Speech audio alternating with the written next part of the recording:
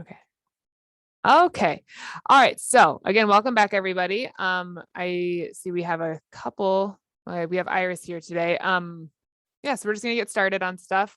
Today's general focus is going to be on child development and early intervention. And I have a presentation with a screen to share. Let's see. Can you all see that okay? Perfect. Awesome. Pull this up. Yes, like I said, I hope I can see people come in if and when they do. Okay, so child development. So the reason I'm going to be discussing this today is because I am the site coordinator at First Five here at the health department. In my program, we specialize in mental health and healthy development for children 0 to 5 years old. So I do know quite a bit about child development. And we're just going to review a couple different things. Julie, I think you might be familiar with this presentation, as this is the same one I gave at the women's conference earlier this year. So we will get started. Yeah. So this slide is just a nice introduction to kind of why we are discussing what we're discussing today. But in the slide, you'll see that the foundations of a successful society are built in early childhood. So healthy communities, strong families, and a prosperous society all stem from educational achievement, economic productivity, responsible citizenship, and lifelong health. But all of that actually stems from healthy brain development. And the key time when our brains are developing and when they're developing the most rapidly is between the ages of 0 and 5. The brain is very malleable at this age, and interventions can really do a course correction if needed for children who might be behind in certain areas. That's why you hear often like the phrase that the kids are like sponges, like they absorb whatever's around them because that's just how their brains work at this age. And then as children get older, their brains are still developing. And I believe I've read some studies that say the brain isn't fully developed until like early 20s. So just keep that in mind as we kind of go through this presentation. So this next slide, we're going to discuss child development and early warning signs. So for a child who is birth to 4 months old, the things that we're going to be looking for is if the child is able to respond to loud noises, if they notice their own hands, if they can follow moving objects with their eyes, if they can grasp objects, if they can smile at people, if they support their own head, if they babble or try to imitate sounds, bring objects to their mouth, or can push down with their legs when their feet are on a firm surface. So obviously we're not going to expect a child to be walking at this age, but we'll definitely want to see some type of stability in their legs, like with their ability to like push down onto like the floor or what have you. Tummy time, if you're familiar with that, is essentially when you put the infant on their belly, is very, very important at this age because it helps them develop those neck muscles and that strengthen the neck to help support their head, because their head is weighs a lot for their body. It has a lot of weight to it. So we want to make sure that they're able to keep that head up.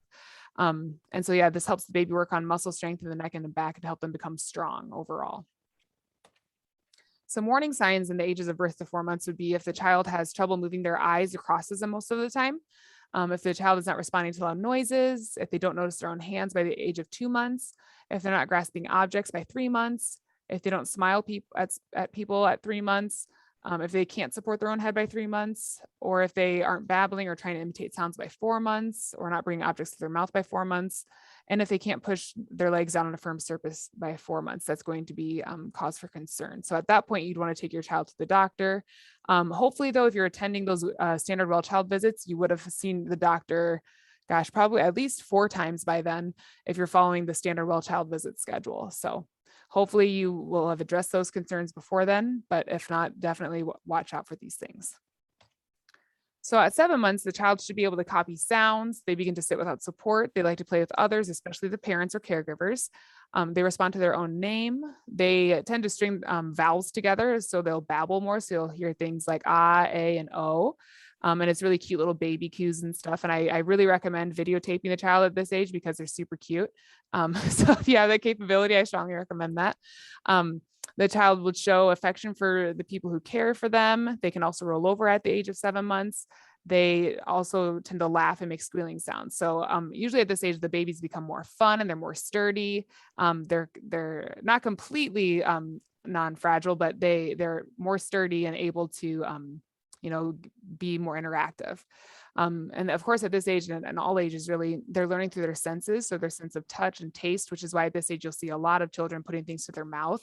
And that's just so they can kind of understand the world around them and the environment that they're in.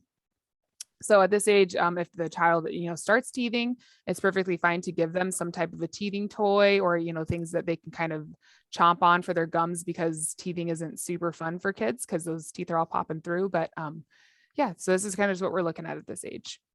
Some warning signs, though, is if the child seems very stiff with tight muscles. So that's kind of like if you pick up the child and they're very stiff, or the opposite of that. If you pick up the child and they're super floppy, kind of like a rag doll, and just kind of don't have like any support over their extremities, that's going to be a problem. If their head is still flopping back when their body is pulled to a sitting position, we'll want to get that checked out. If they only reach with one hand, we'll want to get that checked out. If they refuse to cuddle, that's not good. If they have excessive like eye drainage or sensitivity to light, that's something that we'd want to get checked out. If they have difficulty getting objects to their mouth, or if they don't roll over in either direction by 5 months, we'd want to get that checked out. And also if they can't sit with assistance by 6 months, we'd want to do something about that. And again, the more you interact with the child, the more you're going to, see these skills come to play. So just make sure that if you do notice any of these warning signs, that you definitely talk to your child's primary care physician about this. So at the age of 1, that's a big milestone for kids. Pardon me, I had to take a drink of water. So at the age of 1, the child should be able to use simple gestures, such as shaking their head for no or waving bye-bye. They will copy gestures at this age. They respond to simple spoken requests. They'll say mama and dada, or variants of them, depending on whoever the caregiver is. They can pull up to stand. They point to objects or pictures, and they're able to walk by 18 months most of the time. Some children take longer than others. And also they should be able to play simple pretend, like feeding a doll, by 18 months. The child is becoming very independent at this age, and they're very curious about things. So this is kind of when, after the child hits the age of 1, they kind of enter this weird like baby/toddler zone where they're super curious about everything and they like to get into everything. And it's super fun, especially for the parents who chase them all over the place. I have a 17-month-old, so we're right around this age right now, and we have a blast. But it is really fun to watch her grow. So this is a very fun age and a major milestone, of course. Of course, if the child is not crawling or is dragging one side of the body while crawling, we'd want to get that checked out. If the child can't stand when supported, if the child doesn't search for objects if they see them being hidden, like if you hide a remote under a pillow or something and they don't try to look for that object, that might be some issues with like problem solving.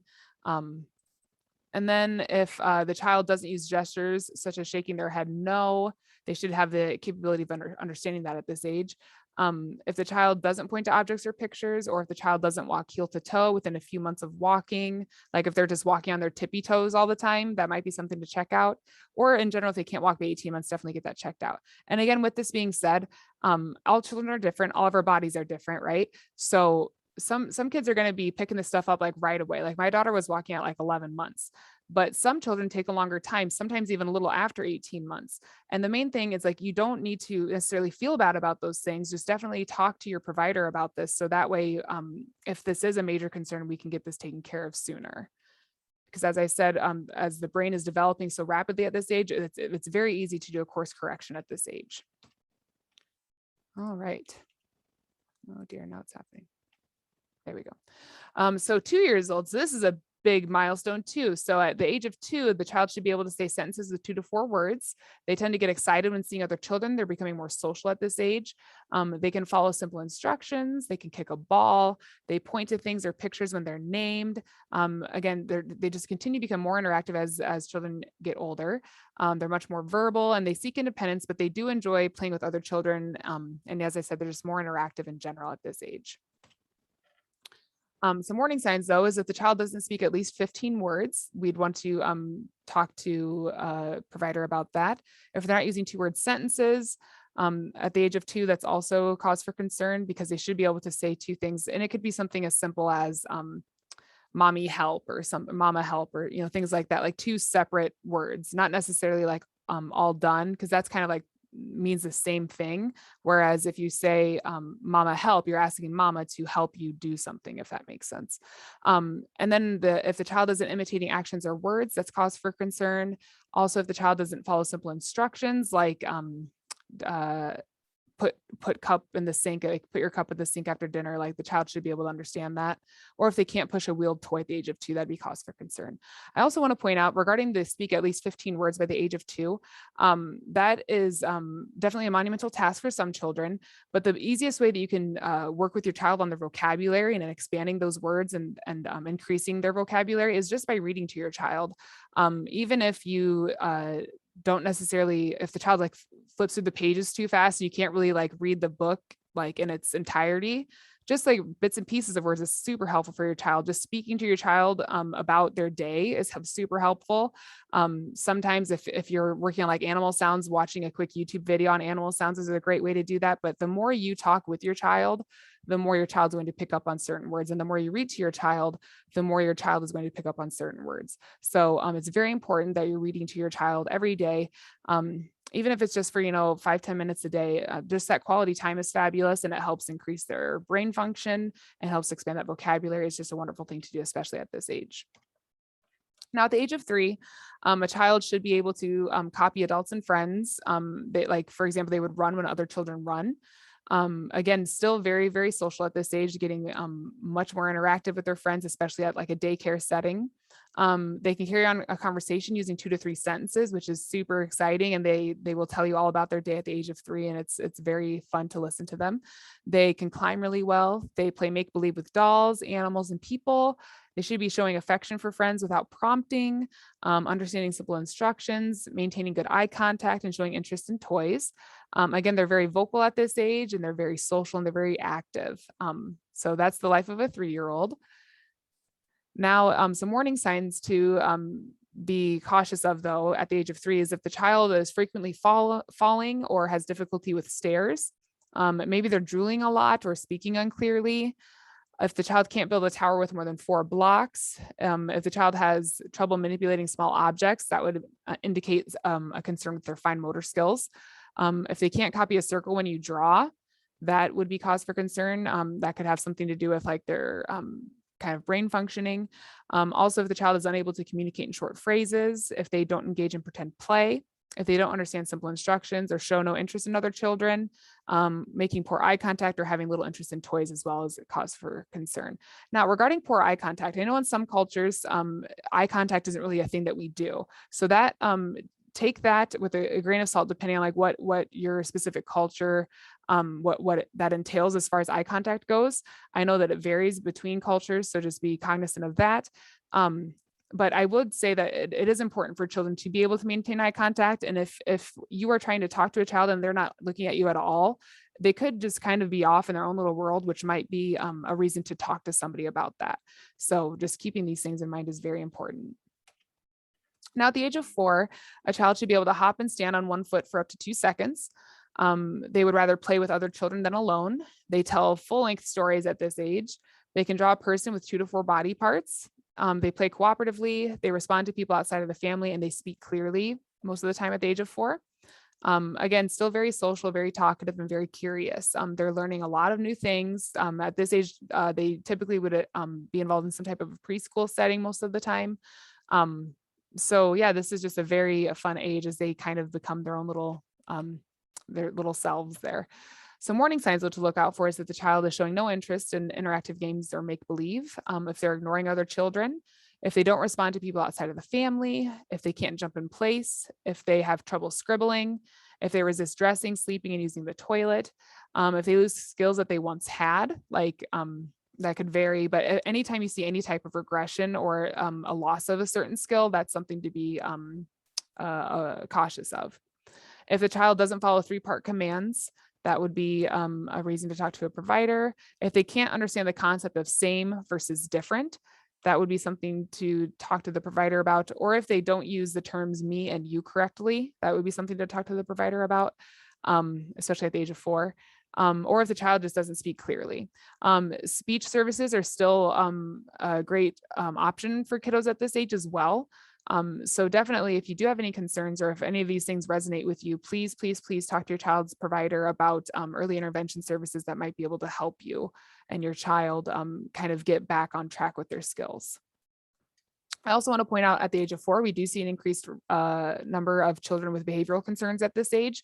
And that does make a lot of sense given that children are typically in a preschool setting at this age or in some type of a social setting where they have more opportunities to have like a behavioral conflict, like with a peer or with a teacher.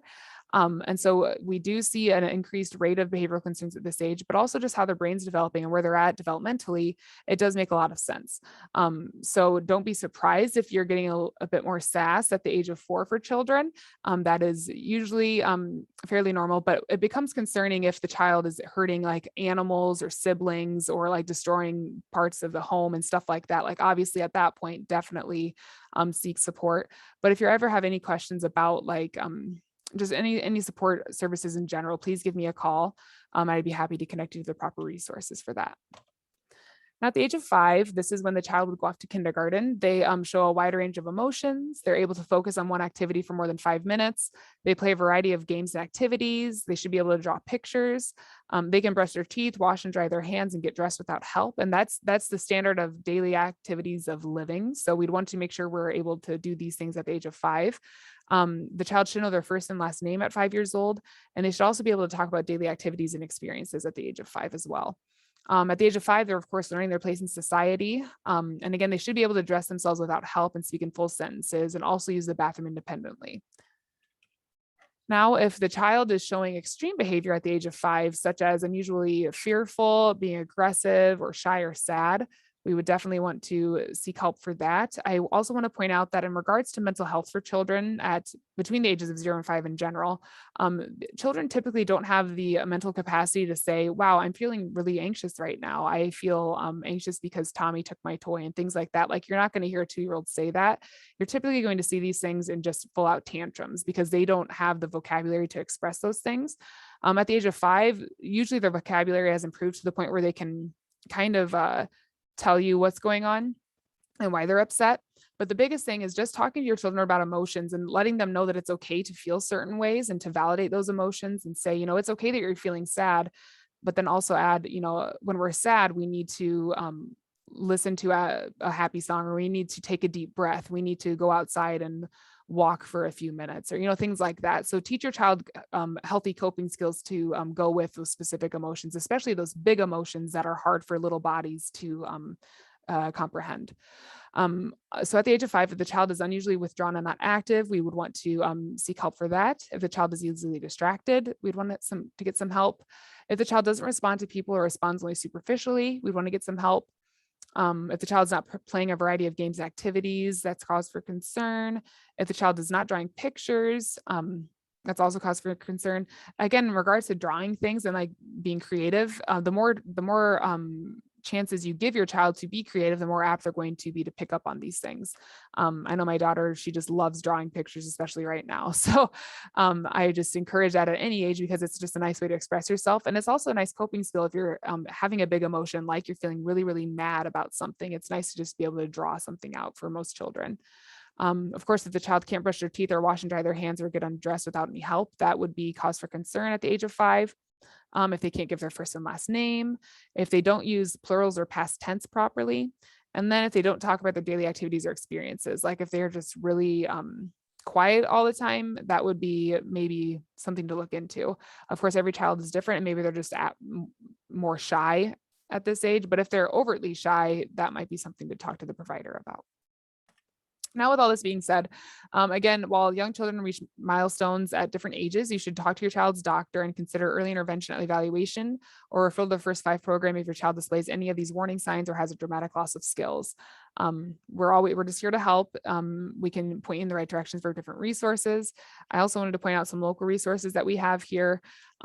So we have, People's Community Health Clinic, Unity Point Clinics, Unity Point Pediatric Therapy, Mercy One Clinics, Mercy One EDI, Central Rivers AEA. They are the ones that do the evaluations for children and can do speech therapy services at no cost if the child qualifies for services. So that's a really nice resource to have. LSI, that's Lutheran Services in Iowa, has HOPES which is the home visitation program that they have there. They also offer BHIS and play therapy for children as well at LSI. Operation Threshold has a variety of programs. They have everything from parenting classes through NEST, their Parents as Teachers program, WIC. They also have a family and development self-sufficiency program. And then Tri-County, of course, has the Head Start here. So they have early Head Start. They have both home-based and center-based options for you. And then also you have your health department. So if you're ever concerned about your child's development, please just give the health department a call and they will direct you to the First Five program. And we are happy to connect you with the resources. Now, a quick little word on surveillance versus screening. So the reason I bring this up is when you are going to well child visits, your provider should be asking you various questions about both you and your child. So just to give you I guess, an understanding of what these things are. So surveillance is something that all children receive at their well child visits to recognize children who might be at a risk for developmental delay. This includes assessing caregiver stress and depression and also social emotional development. So oftentimes when you take your child in for a well child visit, the nurse or provider in some cases will just ask you how stressful is it caring for your child? And then have you been without food within the past 2 weeks? Have you felt overtly depressed in the past 2 weeks? Things like that. That's what they're going to be asking you at the well child visit. And then, of course, screening, on the other hand, these are actual paper documents that you would receive at a visit, or sometimes it's electronic if they have it set up that way at the clinic. But these screenings are done at specific recommended time periods or whenever a concern is identified. Most providers will provide these at the 9, 18, and 24 or 30-month well child check if they are going along American Academy of Pediatrics recommendations. So these screening tools are valid tools that can help identify children who might be at risk for a disorder or who may need further evaluation. So the one that's green over here, this is the developmental screening tool. So this is going to be a variety of questions regarding the child's communication skills, their fine and gross motor skills, their problem solving skills, and also their personal social skills. Now the one over here in the orange, this is the ASQSE2. This is the social emotional screener. So this screening tool is going to be done for children who have like a behavioral concern, or if you just want to get a better understanding of where your child is at with their social emotional skills. And then finally, we have the MCHAT. This is another one that we work with providers on. This is the modified checklist of autism in toddlers. Now, this screening tool is done typically at the 18 and 24-month well child visit, just to see if the child is showing any possible signs of autism spectrum disorder, otherwise known as ASD. So yeah, all these screening tools, sometimes they can be a bit time consuming, but these are all just in an effort to make sure that the child is meeting their proper milestones and is developing on schedule. So that's what those are, if you ever have any questions about that. Now, here's just some tips on how to help your child at home. There's a bunch of things that you can do. The biggest thing is just practicing meaningful play. Making sure you're playing with your child and interacting with your child is huge. Do activities where your child is naturally encouraged to participate in talking. One-on-one playtime is great. So if you're like sitting down with your child individually each day without other distractions and engaging in play, even if it's like something as simple as playing with a couple like Hot Wheels cars or something, and just like exploring certain things. Also exploring different textures for those really young babies is super fun. That can be like different textured fabric. If there's different textured pillows and stuff, they just like, touching them and like having that sensory input there. Engage your child with their interests. So if they're really into animals, use your one-on-one play times to involve playing with animals. Speak clearly and directly relate to the play. So as an example, when playing with animals, like if you're playing with like a cow, you can move the cow and say, the cow says moo, and then go moo. And then if the cow is like knocked over, you can say, oops, the cow fell down, and really, I guess, enunciate the down and like those different terms like up, down, off, on, things like that. Or like the cow jumped over the fence.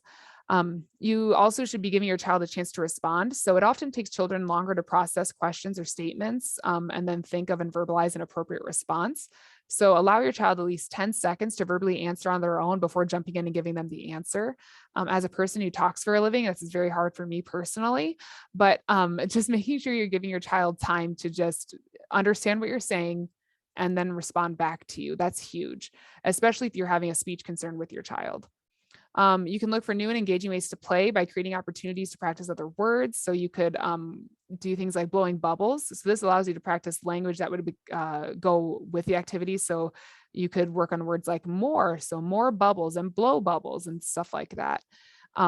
Find ways to play that naturally use specific words. So if your child struggles, so they're trying to say the word very, but they say wary instead, you could build a tower together and say that tower is very, very tall. And that's how you could enhance that vocab there. Repeat what your child says, do so clearly and correctly so that they can hear how words should sound, and reinforce the language that goes with the actions. So if your child indicates that they want you to blow more bubbles by saying more, you can say more bubbles, and wait for their response. Your child might nod, or they might say yes or more again. And then you could say, yes, you can have more bubbles. Granted, you are putting a bit more effort into these things, but that's kind of what parenting is. And that's what being a caregiver is all about, is just, spending time with your child and making sure that you're setting your child up for the most success in life. Above all, though, make sure you're praising your child for their efforts. Positive reinforcement can work wonders on children. Acknowledge their efforts by communicating verbally, and encourage them to continue those things. But also be patient. All children learn at their own pace. Your child's development might seem slower now, but as long as it's improving overall, you'll get there, and they're going to meet those milestones. But again, if you ever have any questions, please talk to your child's provider about those things. This just gives you a quick peek at different strategies that you can use within the home, additionally, to help your child and your family. Giving your child choices to help them feel like they are kind of in charge is always nice. So you can cater those choices accordingly. So you can say things like, do you want your breakfast in the orange bowl or the green bowl? Because at this point, if you're giving them that option, they feel like they are in control of the situation, and that makes them feel good because they like being independent. So offering choices is always helpful. Reminding your child of the rules is always great too, especially like on a playground. So like you could say things like, remember, we keep ourselves safe, so we go up the steps and down the slide. You can help your child know when something is going to end or change by like giving 5-minute warnings for stuff. You could say things like 5 minutes until dinner, or okay, in 5 minutes, we're going to brush our teeth and then go to bed, things like that. Also catch your child being good. So if your child tries a new food that they were not super excited about before, you could say something like, wow, thanks for trying something new. I hope you feel proud when you try new things. Also telling your child specifically what you want them to do. So you could say things like, first we get into the bathtub and then we do the bubbles. And that just helps them understand the process of what bath time is like, for example. Also having pictures or drawings of what's going to happen throughout their day is always nice to help keep them into a specific routine. And I will say that children love routines and they thrive on routines, especially the younger children, because it helps them feel safe. So if you don't have a routine already for your child and for your family, I strongly recommend you get into one, because it can really work wonders, because repetitive things and things that just kind of flow together nicely just make children feel really, really safe and really good. So just want to say that about routines. This is the CDC's free Milestone tracker app that they have. It's available on both the Apple Store and Google Play. It is also available in Spanish. It has various milestone checklists for 2 months to 5 years. It provides a summary of your child's milestones, activities to help your child's development, also tips to do on if you have concerns for your child, and then appointment reminders for those all those well child visits that you'll have within those first 5 years for your child. This is also a handful of resources that's available for your child. This is everything from verywellfamily.com, challengingbehavior.org. Understood.org is a great resource if you're having mental health concerns for your child. Also, if you're looking for family activities, Pinterest is a great resource. If you don't already use Pinterest, I highly recommend that for finding everything ever, because Pinterest has all the things. Mental health, there's NAMI.org or mentalhealth.gov. In regards to COVID, this isn't on the slide, but there's COVID Recovery Iowa.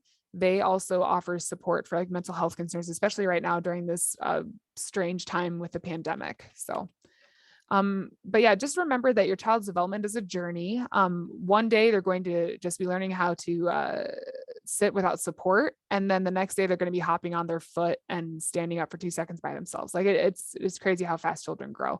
So just enjoy this process, especially in these first 5 years. Just really embrace this time and record as much as possible because they grow so fast.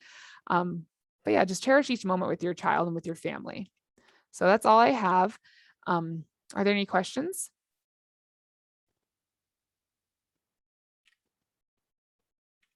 Okay. So this is my contact information. If anybody would like to reach out to me, feel free to give me a call or shoot me an email. At this point, I'm going to stop sharing my screen. And hello, everybody. I'm going to turn it over to Janine to discuss just the importance of well child visits and also the clinic that we have upstairs at the health department. You're muted, Janine.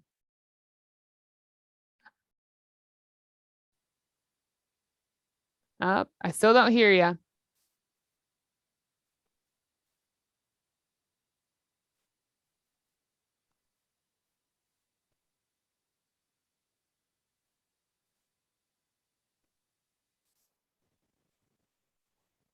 Okay, so Tracy kind of summed it all up, the importance of well child visits. And I think the two most important things with well child visits are catching those developmental milestones and catching up on vaccinations. Because even if you just go to urgent cares and take your kids just to urgent cares every time they have a sore throat or they have, oh gosh, do we have an ear infection? The developmental milestones, the vaccinations, those kind of things are not going to be addressed and they're not going to be caught. And Tracy was exactly right that small things can be fixed and changed and addressed. And if they're not, by the time they're whatever age, then it's a huge problem. So that's the importance of well child visits. I have a lot. One of my daughter's friends who's 15 has no PCP. So, I'm sure that means no well child checks. And, if you go to an urgent care and you get a sports physical for 10 minutes, that's not addressing the developmental milestones and that kind of stuff. So, yeah, that's the most important reason for the well child checks. We offer here, we're technically a gap filler. And if someone is new to the community and, oh gosh, we need to get vaccinations real soon because we can't start school or we can't go to preschool, or, if they're new to the country and they need physicals to get to go to school, they don't have a provider yet. That's the services we provide, and we provide those up here at 5th floor. We will assist we'll get you some help with presumptive eligibility. We will give you some list of providers and try to get you into care. We don't want to be your everyday PCP. We want to help you find a medical home and help you find a dental home. That's kind of our gap filling job. But we are here if you can't get into your provider, you absolutely can't, or you don't have one. Like I said, you're new to the area. So that's kind of our job up here in our child adolescent center. Anybody have any questions for me?